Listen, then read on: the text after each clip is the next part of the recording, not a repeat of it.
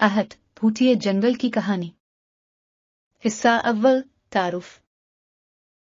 एक दूर दराज के गांव के करीब एक पुरस्कार जंगल वाक़ था।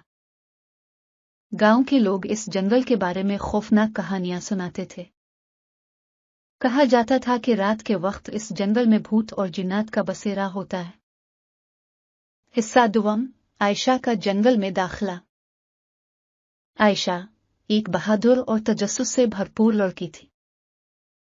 उसने उन कहानियों को कभी संजीदगी से नहीं लिया और हमेशा सच्चाई जानने की कोशिश करती थी।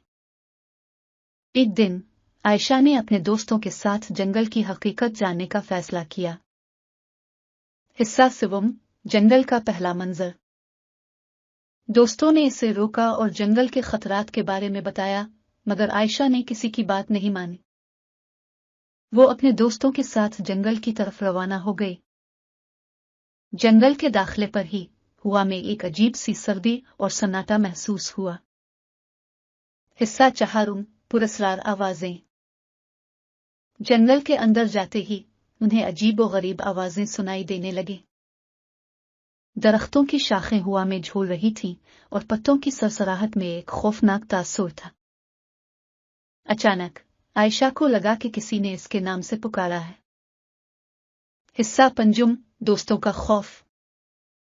आयशा के दोस्त खौफजदा होकर वापस जाने का मुतालबा करने लगे, मगर आयशा ने उन्हें आगे बढ़ने का कहा। जैसे जैसे वो जंगल के अंदर गहराई में जाते गए, वैसे वैसे आवाजें तेज होती गई। अचानक इनके सामने एक कदीम और खस्ता हाल मकान आ गया। हिस्सा शशम मकान की तलाश। आयशा ने मकान के अंदर जाने का फैसला किया। मकान के दरवाजे खिले थे और अंदर का मंजर बहुत ही खौफनाक था। पुरानी और टूटी हुई चीजें, हर तरफ गर्द और गुबार, और दीवारों पर अजीब और गरीब निशान थे। हिस्सा हफ्तम भूत की मौजूदगी। जैसे ही आयशा और उसके दोस्त मकान के अंदर गए, दरवाजे जोर से बंद हो गए। हर तरफ अंधेरा छा गया और एक खौफनाक सी हवा चलने लगी।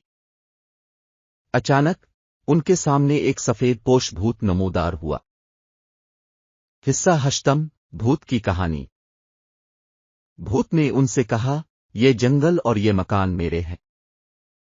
आयशा ने खौफजदा होकर पूछा, तुम कौन हो? भूत ने बताया कि वो एक कदीम रूह है जो बरसों से यहां कैद है।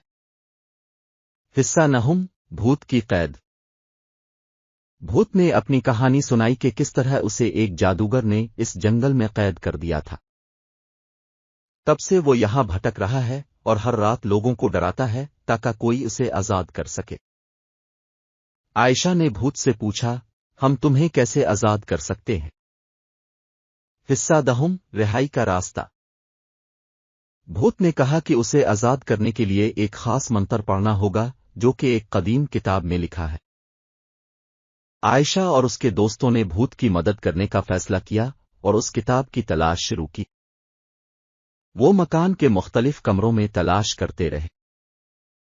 हिस्सा 11 किताब की तलाश। हिस्सा 11 किताब की तलाश।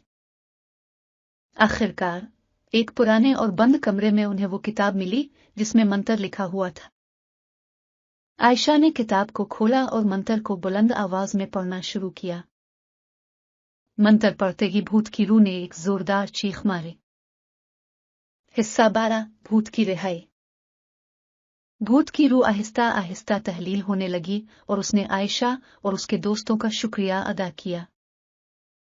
आखिरकार भूत की रूह आजाद हो गई और जंगल की फिजा साफ हो गई। दरख्तों की शाखें दोबारा पुरसुकून हो गई। हिस्सा 13 गांव की वापसी। आयशा और उसके दोस्तों ने सुकून की सांस ली और जंगल से बाहर निकल आए। गांव वापस पहुंचकर उन्होंने लोगों को अपनी मुहिम के बारे में बताया। गांव के लोग आयशा और उसके दोस्तों की बहादुरी की तारीफ करने लगे। हिस्सा 14 सबक। ये कहानी हमें यह सबक देती है कि मुश्किलात और खौफ का सामना हिम्मत और इत्तेहाद से किया जा सकता है। आयशा की हिम्मत और बहादुरी हमें यह सिखाती है कि सच्चाई की तलाश और दूसरों की मदद करना ही असल कामयाबी है। हिस्सा 15 इख्तिताम। یہ کہانی 5000 الفاظ پر مشتمل ہے جو آپ کو ہر لمحے میں دلچسپی اور تجسس میں مبتلا رکھے گی۔ اسے سنتے وقت آپ کو ہر لمحے میں دلچسپی اور تجسس محسوس ہوگا، اور آخر میں آپ کو ایک بہترین اخلاقی سبق ملے گا جو آپ کی زندگی میں مددگار ثابت ہوگا۔ ختم شد۔ یہ کہانی اس بات کی بہترین مثال ہے کہ خوفناک حالات میں بھی ہمت اور حوصلہ ہمیں مشکلات سے نکال سکتا ہے۔